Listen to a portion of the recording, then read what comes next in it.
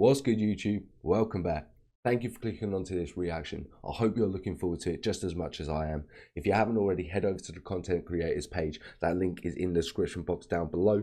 If you haven't already and you're enjoying our content, you know what you need to do. You need to like, comment, subscribe, hit that notification bell, but we're going to jump straight into this one, guys. Anyway, we'll jump onto this reaction. It's the third episode of the Saladin from Extra History. Let's go. September 1189. The force of 8,000 Christians stands before the defensive walls, dug in between the port city and the shore. Among them flies the banner of Guy de Lusignan, the dispossessed king of Jerusalem, and until recently, Saladin's captive. Saladin could destroy them now, and perhaps he should. Acre's garrison forces were larger than the besieging army, and Saladin's troops lay in wait. But he had also heard that the army of Frederick Barbarossa, king of the Holy Roman Empire, plans to march into Syria via Turkey, so he can't afford to pin himself down or reduce his dwindling forces. Then he sees dots on the horizon. Ships, all along the sea, reinforcements from France, Germany, and Italy. He attacks.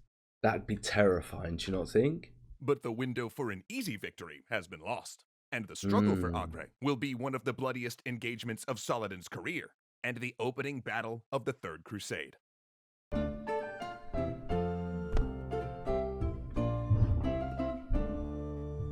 Though the capture of Jerusalem was Saladin's most triumphant moment, it also marked the pinnacle of his power and influence.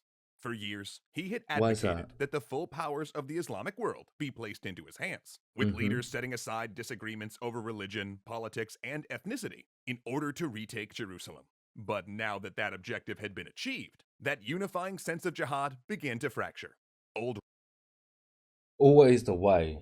That's always the way. Yet he was the one who achieved it, but you're not gonna remember that aspect. Rivalries and differences re-emerged, along with a new concern that Saladin and his Ayyubid dynasty was becoming a bit too powerful. Troops began trickling back to their original rulers, with many never coming back.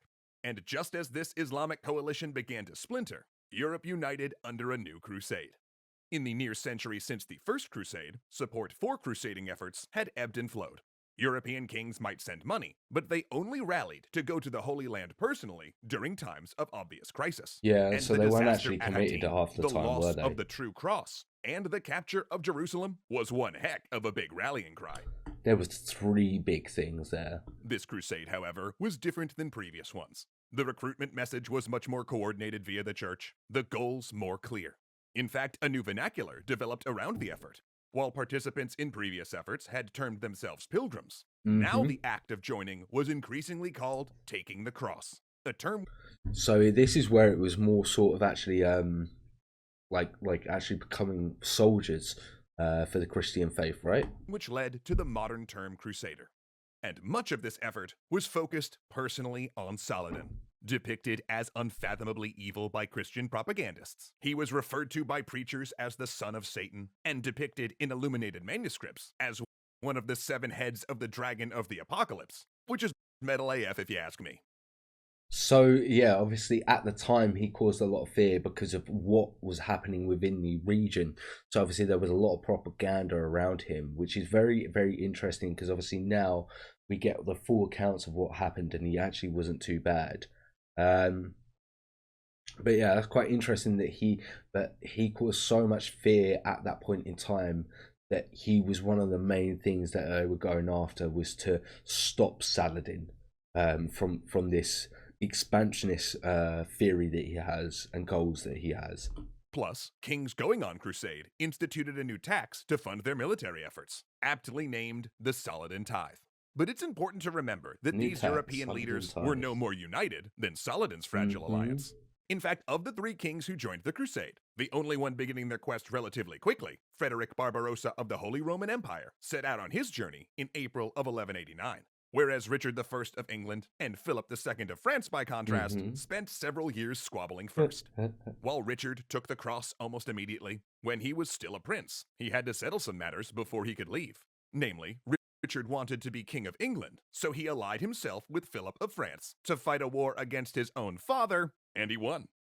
As you can imagine, Richard's family politics were a bit bonkers. Anyway, no, British family politics British royal family politics was always complicated, and you never knew what was going to happen. There was no way. Richard became king while also holding vast territories in France. But that made going on crusade a bit awkward for Richard and Philip. See, Richard's holdings in France were actually more valuable than Philip's, and each wanted to usurp the other out to rule all of France. But now, both were rallying Crusader armies next door to each other, meaning they had to agree to set out for Palestine at the exact same time, so neither of them could invade the other's territory once they were gone. They were that worried. Once again, completely fair and understandable. So Saladin, who knew taking Jerusalem would mean fending off a crusade, had some time to prepare. But he didn't. In fact, he kinda squandered his momentum. Though, in fairness, his troops were exhausted from years of drawn-out warfare against the Crusader states, and he likely wanted to preserve his fragile alliance by taking easy victories. He swept up small fortresses and cities that he could argue into capitulating without a fight. And it then made them look good. Sometimes even trading high-value captives for them. Anything to avoid costly and demoralizing sieges. But this meant that he left the city of Tyre, its defenses swelled by Christian refugees from Jerusalem and other cities, as a center of resistance and an easy place for Crusaders to disembark. Wouldn't surprise me that Richard didn't really like England and he was more interested in France. That wouldn't surprise me at all. Like he said, he had more lands in France, didn't he? So he had a lot of commitment there as well.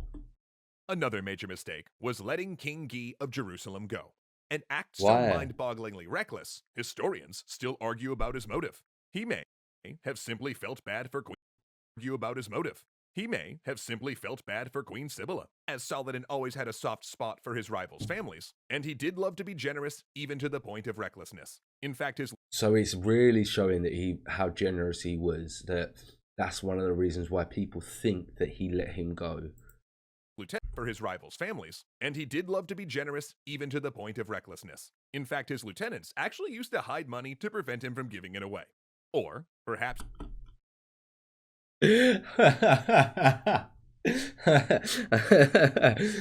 Imagine just being so close with someone that you're like, I have to hide his money from him because he's just going to give it to people who just don't need it. Like he'll just be stupid with his money. I reckon that's every accountant with like someone who's rich, just like, no, don't spend that. Or just when they get the accountant list and they're just like, oh no, you spent how much? What? On a chain? Oh my God, what? This on sneakers? You crazy? He thought that Guy would create discord among the other Crusaders who were competing to replace him. Whatever the reason, he miscalculated. After a noble named Conrad, who had seized and defended Tyre after Hattin, refused Guy entrance into the city, the dispossessed king rallied a small army and put Acre to siege. And then came as if he sieged it himself. His worst mistake. Dawdling rather than committing forces to destroy Guy, which drew the Third Crusade to his small army like a magnet. Saladin finally hit the Christian camp on October 4th of 1189, but by then, it was too late to be easy. The combined forces of the Crusader kingdoms and the foreign reinforcements numbered 30,000. And I mean, what do you expect? What do you expect? You absolute fool. Absolute fool. They were in high spirits. Crossbowmen savaged the Muslim front ranks, followed by a charge of men-at-arms and heavy knights. There's too many of them now. His weakest troops, broke, and the Crusader forces stormed all the way into Saladin's camp. But there, the Crusaders broke ranks to plunder, as they seemed to always kind of do. Then Saladin hit them with force, sending them fleeing. Nice. Saladin knew that was the time to strike. They had no leadership, no cohesion. They were just completely wild. From the slaughter. Other Christians, seeing their companions routed, believed the battle lost and broke, only to then find themselves attacked by Acre's garrison that sallied out to join the battle. Then Saladin sent... Once again, they noticed the ruckus that was going on. The enemy corpses down the river, so they'd float through the Crusader camp. Put fucking scaring the shite out of them. Literally, like all the dead bodies that we have, we'll put it in the river, it'll float down, they'll see it and they'll get petrified. Terror warfare. It was a victory, but barely. Several of Saladin's commanders had lost their fortunes due to the Christian plundering, and then they would be fuming. Several of Saladin's commanders had lost their fortunes due to the Christian plundering, and the near defeat wrecked morale. He had not relieved Acre, and Saladin could not commit his whole military force to dislodging them, for Frederick Barbarossa would invade Syria within months. So Saladin entered the thing he desperately wanted to avoid, the grind of endless siege warfare. And with both sides controlling which he was trying to avoid for so long in all of his previous battles as well, portions wasn't he? of the port, they could both endlessly reinforce by sea, the result of which was a double siege. The Christians dug in, besieging Acre, and Saladin dug in to besiege the Christian besiegers, a turducken of siege, if you will. Arresting fire from catapults peppered Acre's defenders. Crusader barges with tall siege engines rode into port as floating artillery platforms until Saladin... Again, that makes complete sense that they would have that, and I just feel like an idiot. I never thought about it, but I have thought about it. Surely, I would have thought about it. But yeah, I really like that. That's really creative. His own siege engines burned them down with pots of incendiary Greek fire. Both sides captured men and tortured them within view of the enemy, and the besiegers used anything, including human bodies, to fill in the defensive trenches before Acre. Holy shit, sieges were just brutal. Whatever was thrown in, the Muslim defenders had to pull out. When the Christians did breach the wall, the garrison would sally out to fight the besiegers, while engineers in the city hastily repaired the damage. Saladin's only stroke of luck came in June of 1190, when he received word that Frederick Barbarossa had been thrown from his horse while crossing a river in Anatolia, and the German king drowned in his heavy armor.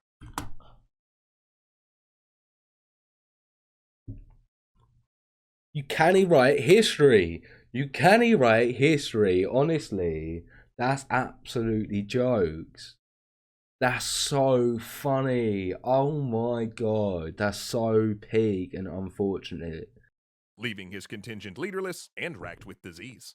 And while a few managed to arrive at Acre, they did so just in time to suffer through one of the worst winters Palestine had seen in decades. Their food so short, the Crusaders ate pack animals, and possibly even human corpses. And then... Sounds familiar. 18 months into the siege, Richard and Philip arrived, and things changed. Because they brought with them enormous catapults named... Wait, no, really? Named Bad Neighbor and God's Own Catapult. So expensive were they to maintain that a priest had to stand by them during their operation, praying and asking for donations to pay for repairs when they broke down or were damaged. Oh my god. Oh my god. The logic of people during these days is just so interesting because I'm not around during those times. I'm not around the culture and obviously the religion and so on and so forth. So I just don't have that experience myself. But stuff like that just seems so weird and so interesting to me. How you come to that conclusion to think that you will get money if you do that. They must have been spenny, man, and they must have been so valuable, so valuable. Equally large Muslim catapult dubbed Bad Relative returned fire. This was a new type of siege warfare. The previous catapults could do no more than harass and injure defenders, but these named beasts knocked great holes in the defensive walls. It was clear. There's a big worry in it. I mean, if like one boulder's doing that much damage to your wall, it's just not going to last long at all. Acre would fall. Yet something else appeared in Saladin's camp. A diplomat secretly sent by Richard without Philip's knowledge. Richard, ill with scurvy and calling on codes of chivalric honor, asked for a gift of fruit and ice, and he suggested they meet for talks.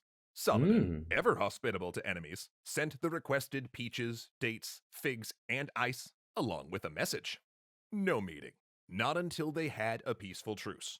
For if the kings met as friends, then later fought, it would bring dishonor on both of them. And fight they would, in a battle that would stand as one of the greatest personal rivalries in all of history.